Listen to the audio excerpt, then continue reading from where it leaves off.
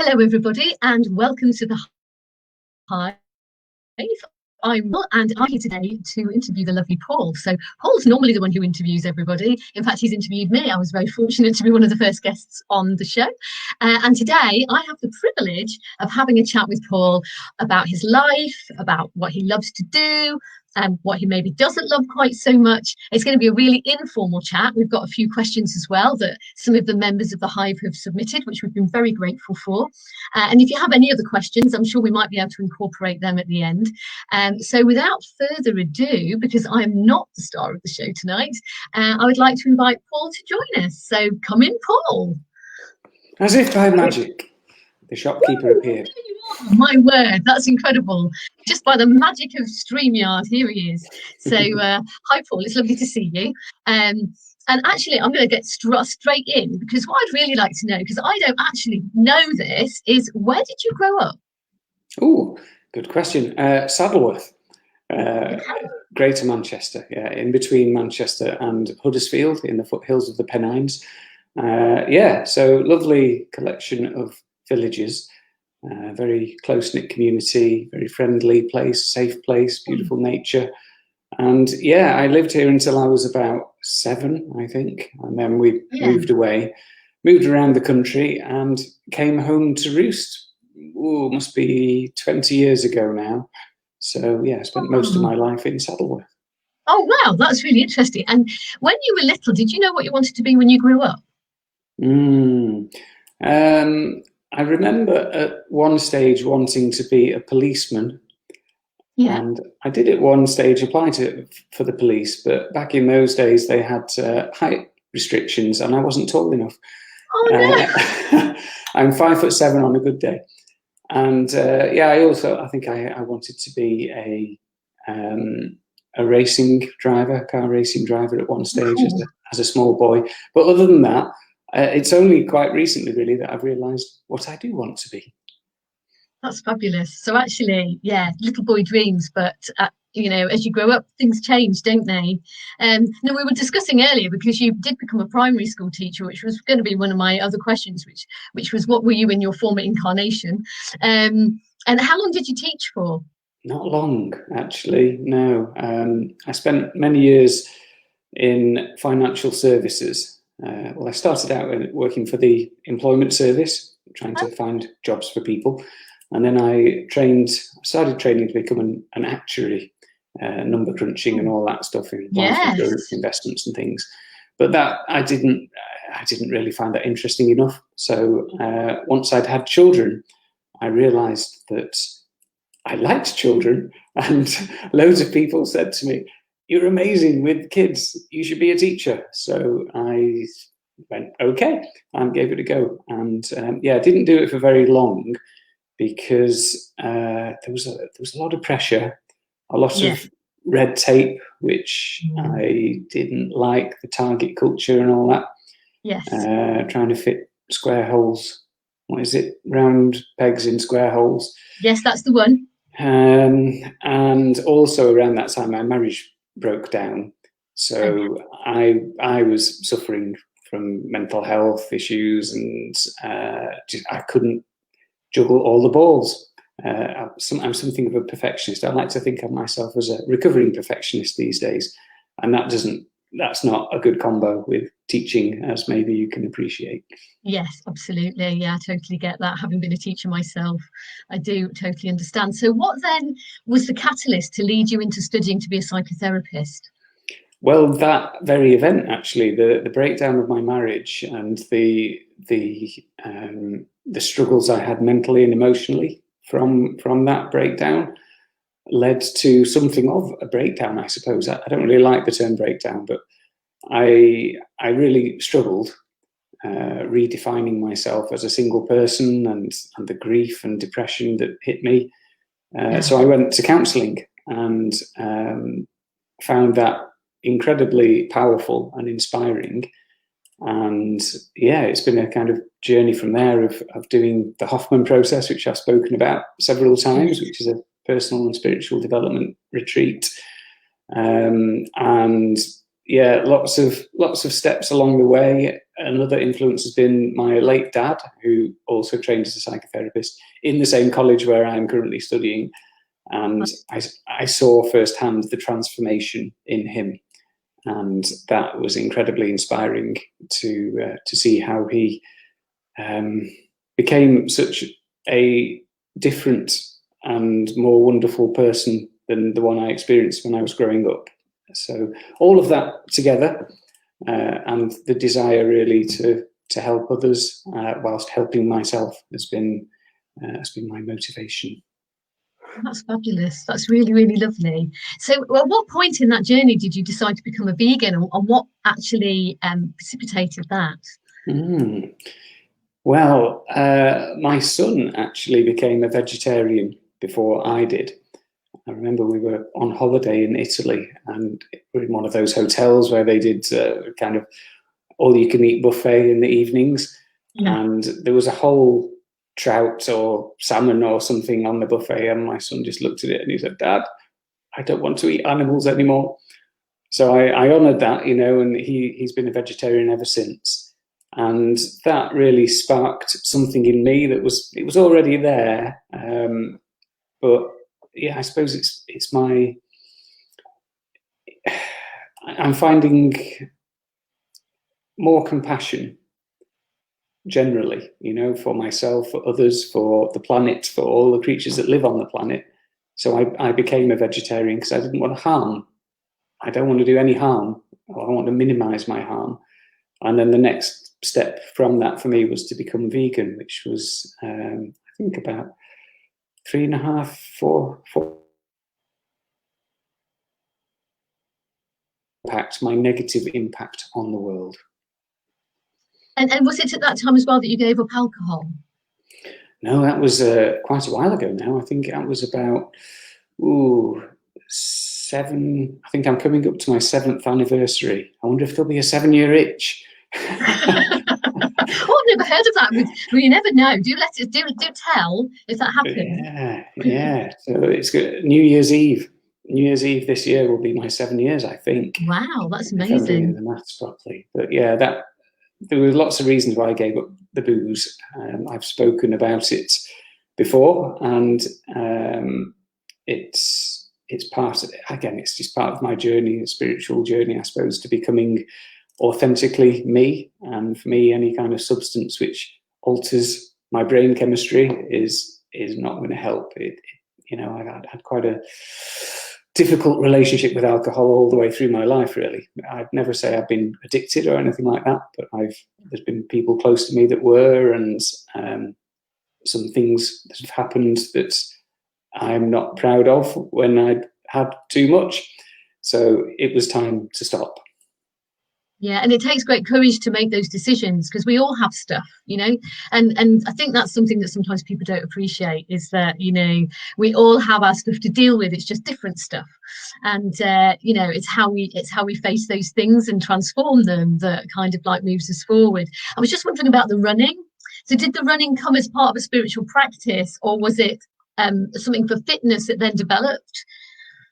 No, it wasn't initially as a spiritual practice. It was exercise, really, because I've always kept myself reasonably fit, chasing after balls of some description or other.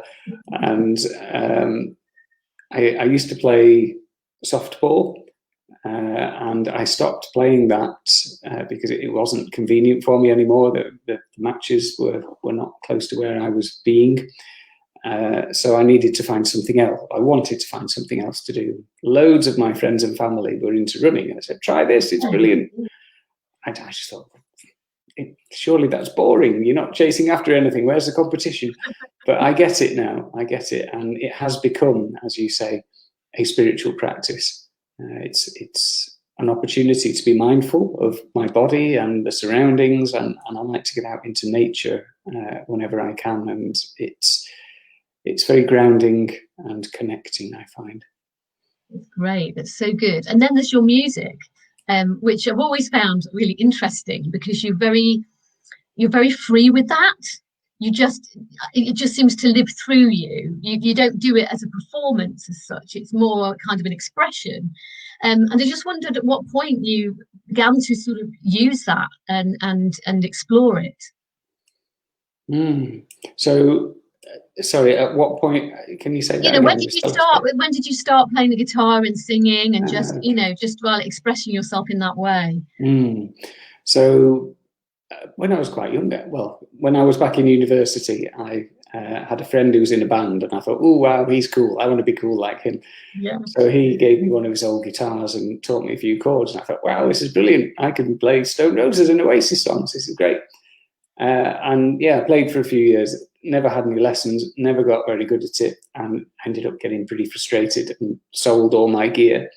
And then again, when my marriage was breaking down, I bought all the gear again, because for me, I think it was a creative outlet. It was a source of inspiration. And perhaps also, looking back, it was a reconnection to those hedonistic days of university that I was kind of nostalgic about. And it's interesting what you said there about it coming through me and not being a performance thing, because it has been, actually. It has been a kind of ego boosting thing for me at times. When I did split up from my ex-wife, I started playing in pubs, open mic nights and stuff, and I did enjoy the music, but I also enjoyed the praise and the attention. Yes. So there was an egoic element to it.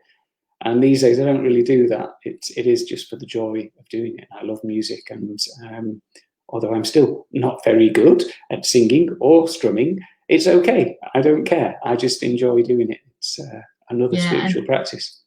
Yeah, and I think that's lovely. And I completely relate to it, because obviously, as you know, I do a lot of drama and singing and so forth. And actually, for me, a lot of it was to do with my self-esteem in the beginning, getting applause and all that kind of thing. It made me feel great. But now it's much more of an expression of who I am. And it gives me joy, which, I've seen you, sorry, Rach, I've seen you singing on LinkedIn. Oh, God, did you see that? Was very courageous. Well, it was meant to be, because it was part of a coaching course I was on, and she said, do something that scares you, so I did. And it was very frightening. So, oh yes, I've forgotten about that. And it's very public, and you forget that too. So yes. Now, one of the things I wanted to ask you about was, why don't you like peas? Oh. There are very few foods these days that I dislike, but as a child, I never really liked peas, and I've had food allergies all my life since I was a baby. I've been allergic to seafood and poultry, and there are some other foods that I get a mild allergic reaction to, and peas is one of those things. But when I was 6 years old, I didn't know how to express that. I just thought, no, I don't like these peas. Something funny happens when I eat peas. So I remember I used to, my parents would cook the traditional kind of meat, 2-veg mashed potato, and I would hide my peas in the mashed potato and say, I've finished them, because if I didn't want to finish my plate, they'd say, oh, well, just leave the spuds. That's just stodge, eat your meat and eat your peas. So I'd hide my peas inside the mashed potato. And I think I've got some kind of neurosis around them, actually, or being scarred from being made to eat my peas when I was young. But yeah, I get a mild allergic reaction to them. Yeah, I know a few people who are allergic to peas, actually. Who knew that peas could be so dangerous? I quite like them, but I don't get tickly throat from them or anything. So, and as a vegan, if you can't eat one kind of vegetable, it's not the end of the world, is it? So, that's really good. So, did you start your journey within before you started your psychotherapy? After you've done the Hoffman process, was that the catalyst for the journey within, or had you started before with meditation and those kinds of practices? No, I'd always poo-pooed all of that type of stuff, the holistic world, and my dad, as I said, was getting into that type of stuff around in the 90s, and for me, it's like, oh, it's nonsense. If it hasn't been scientifically proven, I'm not interested. Yes. It was the Hoffman process, and before that, the bit of counselling that I had, which opened my eyes to new things. But yeah, the Hoffman thing was just an incredible springboard. I was ready. I was ready to receive. I needed something, and Yes. what I got from that was, I'll forever be thankful for all of the knowledge and practices and connection that I got from that week. And that's been the springboard for everything that's come since. This is quite a good moment, actually, to introduce the question from Louisa, because she asked, how do you process mentally and emotionally the WTF moments, which I'm going to say like that because this is going on YouTube and I don't know whether they do anything to you for swearing, be it chaotic US elections or some lockdown rules that seem to contradict one another?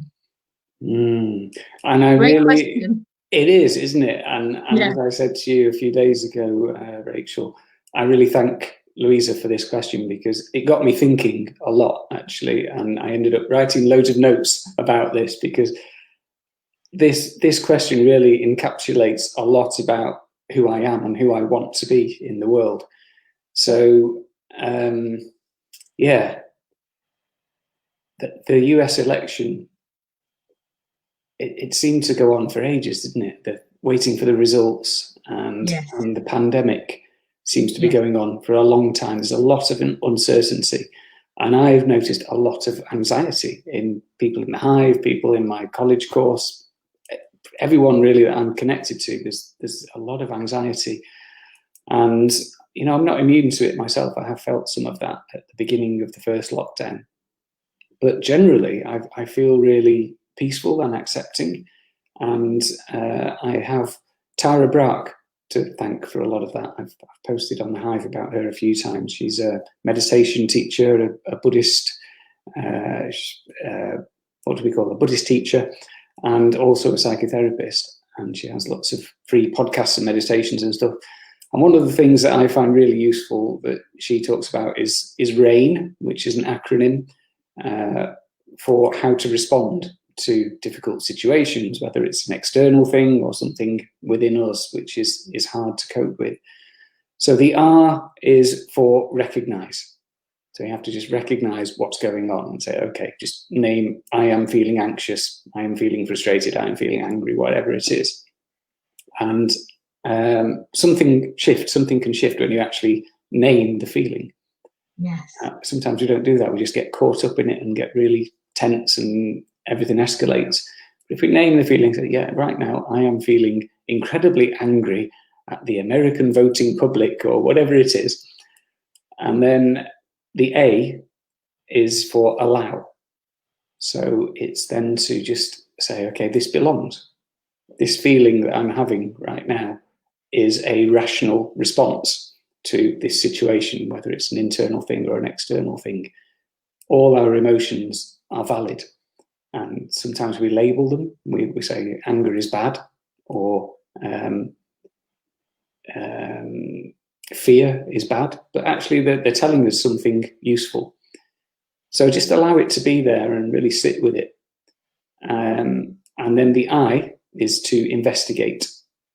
And for me, I think investigate doesn't mean, okay, what does this all mean? Go into a big kind of intellectual interrogation of what's going on. It's more a case of what is going on in my body right now. So as I'm feeling this anger, rage, fear, whatever it is, where does it sit in your body?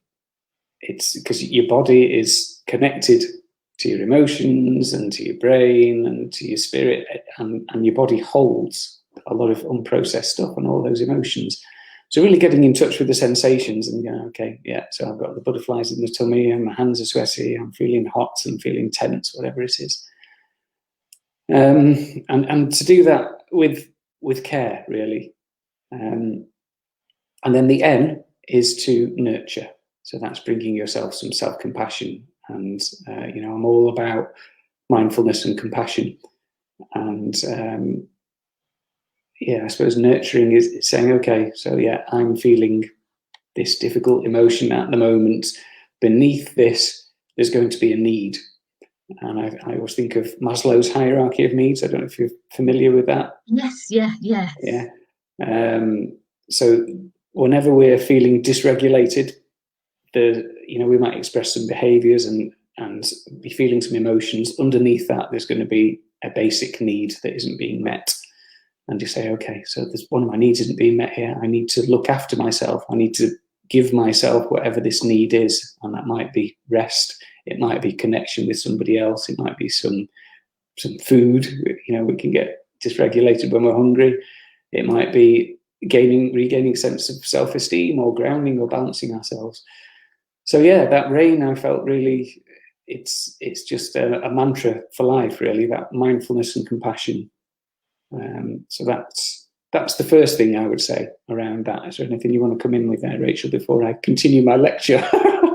That's right. No, I really love that, because it actually does talk about, it is about just sitting with yourself almost, and just working through that, and ultimately realizing that it starts and ends with you, and whatever comes up for you is completely valid. Because as you say, quite often we have judgments about how we feel because of society or our upbringing or whatever that gets in the way, and then we, as you say, get into a spiral of thinking. Whereas just to allow that and then move forward with that acronym, I think it's very powerful. It sounds really great. Yeah, and that allowing is connected to equanimity, and that's the other key thing that I try and practice. Just whatever is happening right now, I try not to label it as good or bad. Try not to put any judgment on it, and just say, yeah, this is happening. Okay, if there's anything I can do to change it, if I don't like it, then I'm empowered to do so. If it's out of my control, like the US election, I don't have a vote there. Maybe Louisa does, I don't know. I can do nothing about it. So clicking refresh on the BBC election results page is not going to help. It's just going to make me feel more anxious. So just, recognize what you can control, what you can't control. I try not to judge anything, and just, I have this trust that whatever happens and wherever I am in my life, it's exactly what is meant to be happening. Even if even the pandemic, there's a lot of negative stuff around that. There's a lot of suffering around it, but it's happening for a reason. And yes, there are benefits to it as well. There's learning, there's increase of consciousness that can come from this experience. So seeing everything as a learning experience, rather than saying this is a good thing, this is a bad thing. No, that's wonderful. That's really lovely. And I totally get that, because I still tend to sometimes slip into that judgment place of feeling bad or guilty. But now I do sit with it and kind of go, what can I learn from this? What's this teaching me? How can I grow? Because as you say, everything is an opportunity for us to unfold further. So that's great. Is there anything else you wanted to say around that? So I suppose something that I've noticed, and this is perhaps common to all humanity, Rachel, I don't know, but sometimes we can have an expectation or a desired outcome. So again, I'm thinking about the pandemic and the US election. Yeah, probably most people will have had a desired outcome for that election. And if we attach ourselves to that, we're investing ourselves into something that we have no control over. And if the desired outcome doesn't happen, we're probably going to feel disappointed, sad, grieving, whatever. So I find it really useful to just notice what my agenda is, what my judgments are. And if I have any expectations, my dad used to say, expectation is the mother of disappointment, which I think is very profound. So trying to let go of that control, that expectation, that sense of this is what I want to happen, and if it doesn't happen, I'm going to be sad, or it's going to be a bad outcome, is really, it can be really liberating, I find. And that's not about saying, okay, I've got no expectations. I'm not bothered if my children don't go to school and anything like that. That's a separate thing. But it's about letting go of things that we can't control and not putting any judgment or expectation on the outcome has to be this way, otherwise it'll be bad. Fabulous. I really love that. Thank you. That was very helpful. And I'm sure everybody else will have found that really helpful too. So, and what a great question, Louisa. Thank you so much. And actually, we can move on then to Haley's question, which was, what are your breathing techniques and rituals? Because really, a lot of that helps you to kind of move into that place where you just allow more and don't have expectations. Yeah. So thanks, Haley, for your question as well. Yeah. Yeah, I have a few rituals, and breathing techniques is one of them. And I'd refer people back to a couple of things. One, Joanne Sprunk, I did a talk with on the Hive several months ago now. She's a breathwork teacher, so she's the expert in breathwork, not me. But she gave lots of tips, so you can look at that on the Hive or on my YouTube channel. So for me personally, I have a couple of kind of non-negotiable rituals each day. One is to do a meditation, first thing in the morning usually, sometimes more than once a day. And that just involves following my breath. Anyone who's done any kind of meditation will be familiar with that, I imagine.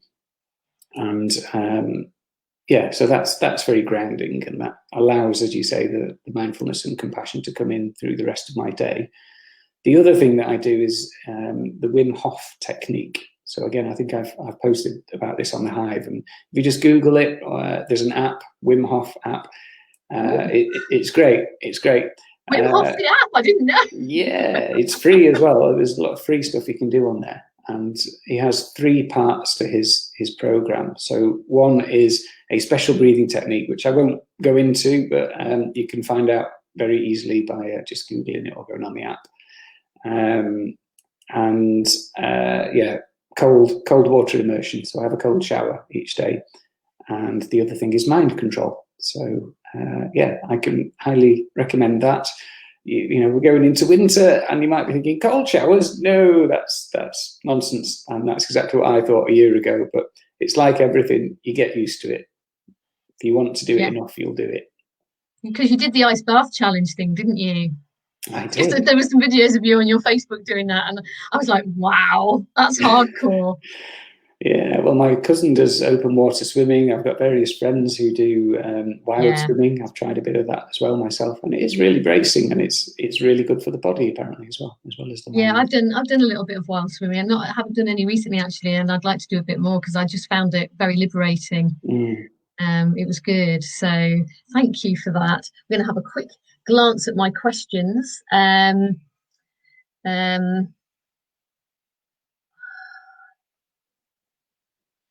Yeah, one of the things I was going to ask you actually is about your children.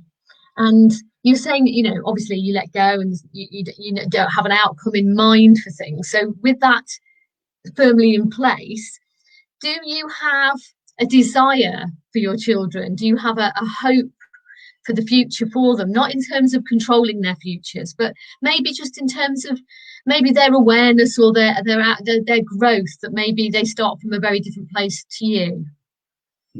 That's a great question, and I'm smiling as you say that, because I've been talking to my friend Natalie, who I went for a walk with today, about my son, who is an excellent and talented drummer.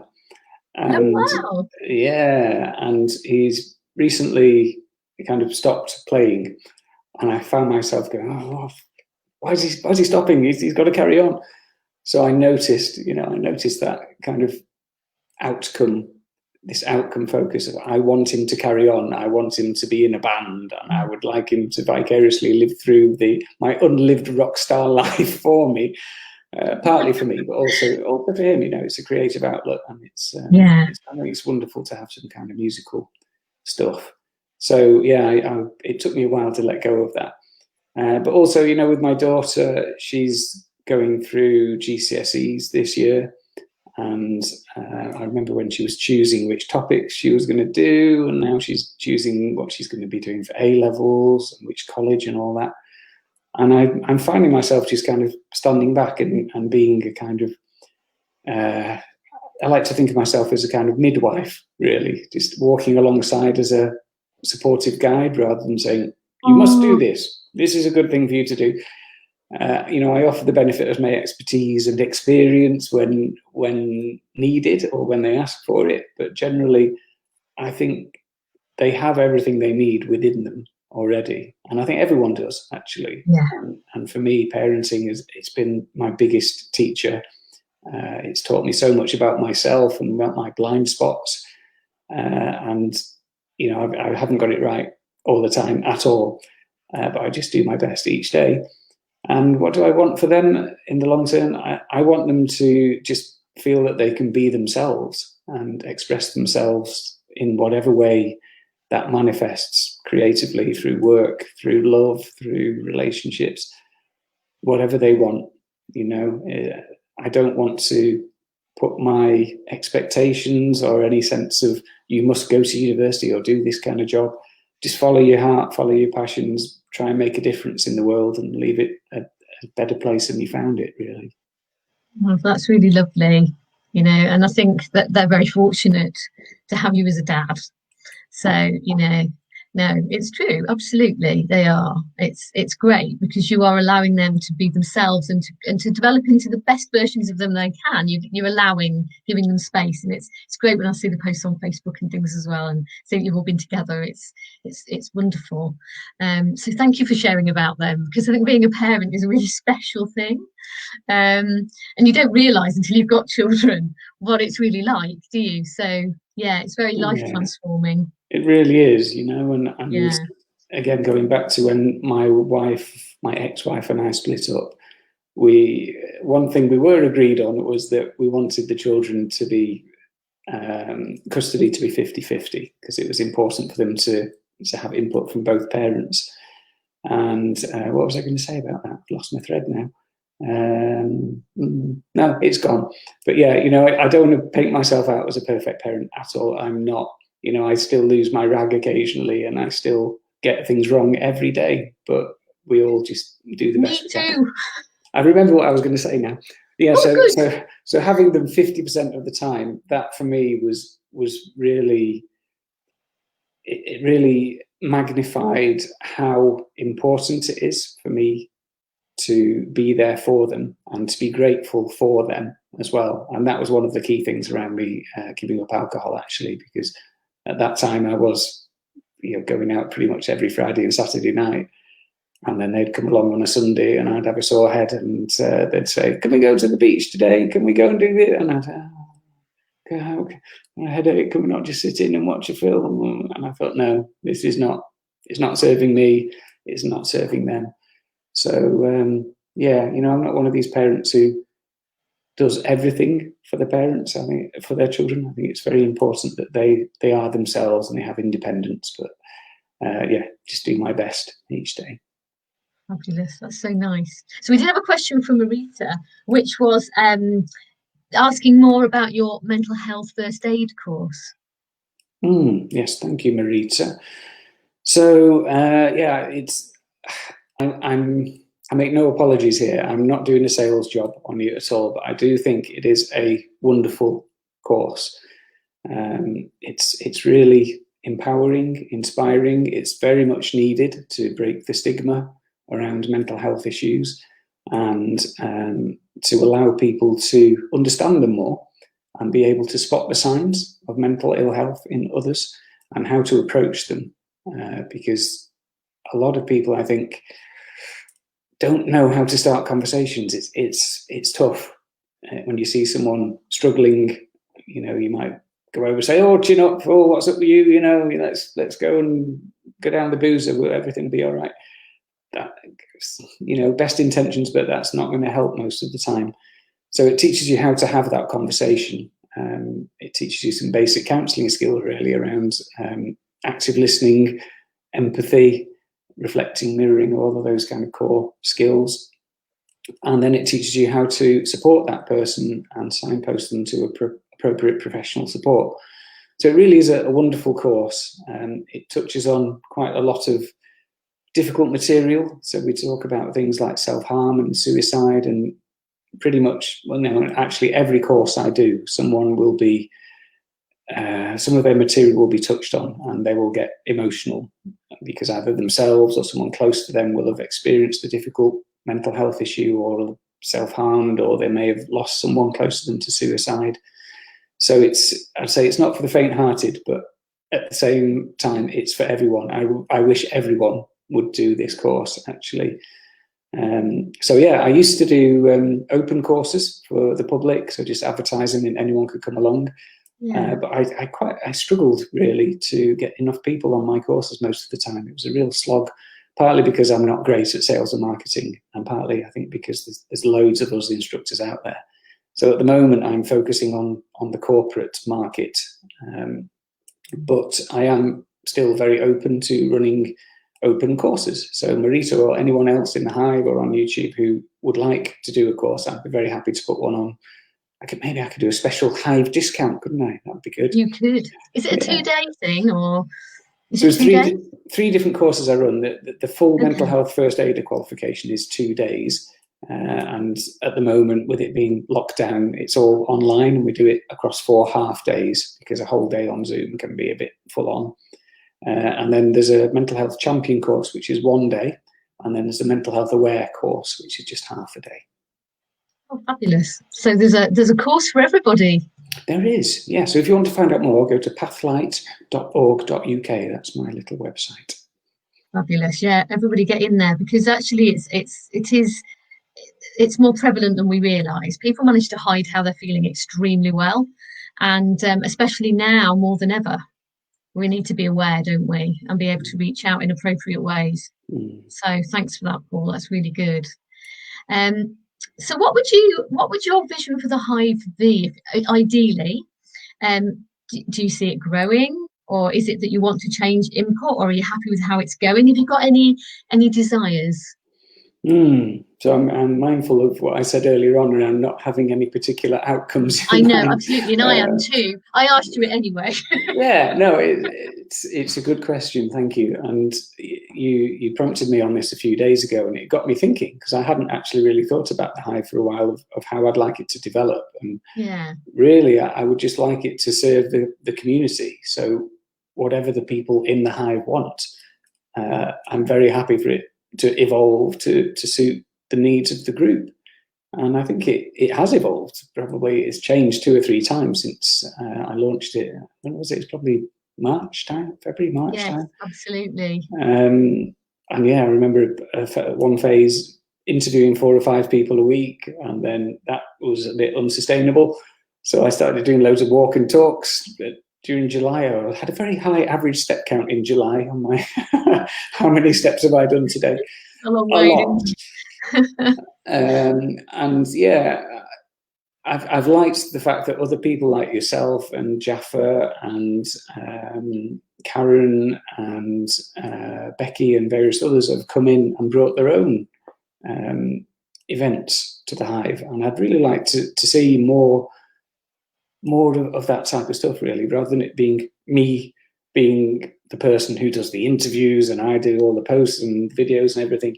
I'd love it if people like yourself or anyone who's watching, anyone who wants to share something, whether it's just a written post, a little video, bringing an event, recording, anything, just bring it, because to me it's a lovely community. It's very supportive, and it's a safe space for people to express if they want to explore stuff. So in short, I don't know, but whatever is needed, I'd love for that to happen. And if it grows, great. At one stage, I remember being quite hung up on it making money for me. I thought, I'm really enjoying this. It would be great if this could be my full-time job, but I think it's very hard to monetize stuff. I am very grateful to all the people who have supported me through Buy Me a Coffee, though. That's wonderful. Thank you. But yeah, whatever you want, folks. So feel free to do stuff or send me ideas or whatever you want to do. That'd be great.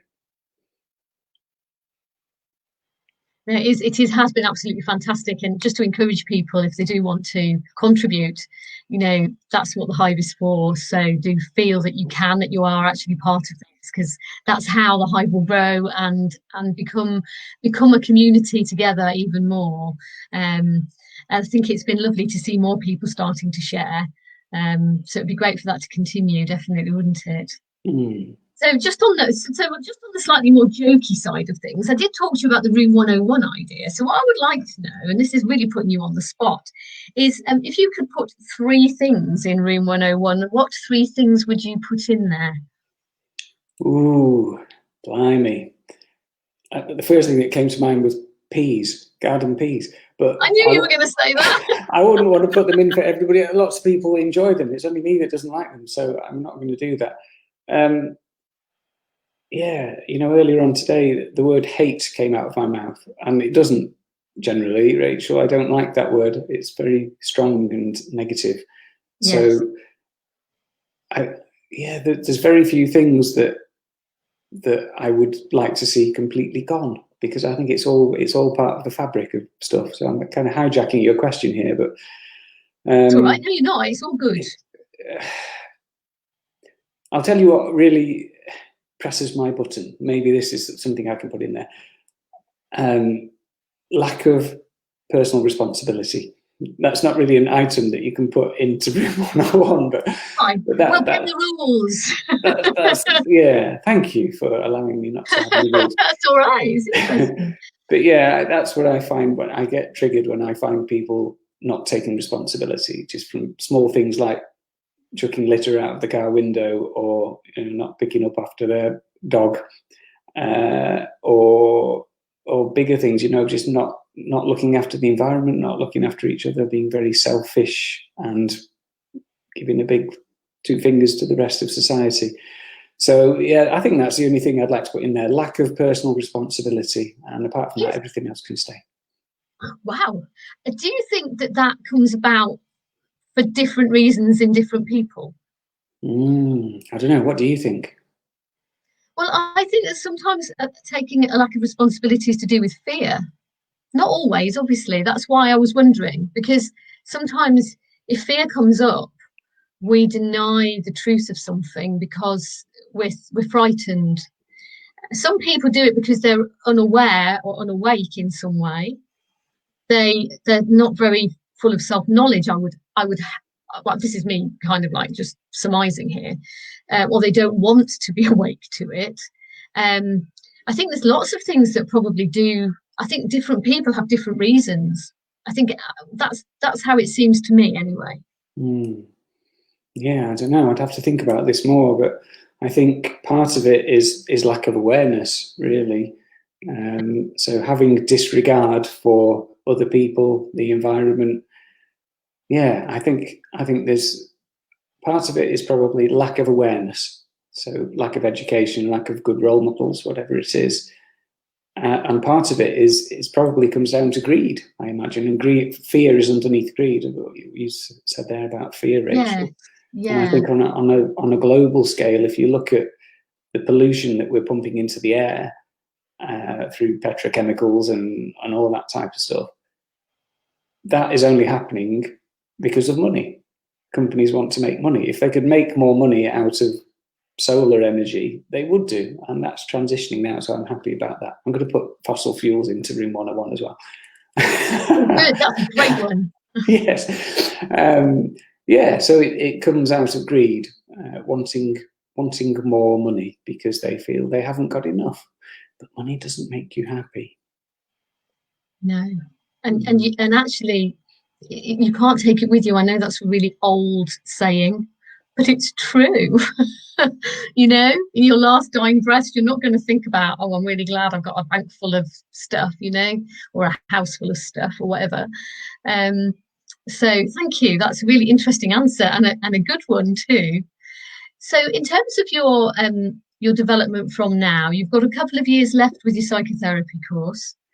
How do you envisage using that? Are you going to use it in private practice? Are you going to go out and get employment in some way? Have you got a vision? So I'm remaining open and not having any expectations around on where I'm going to go.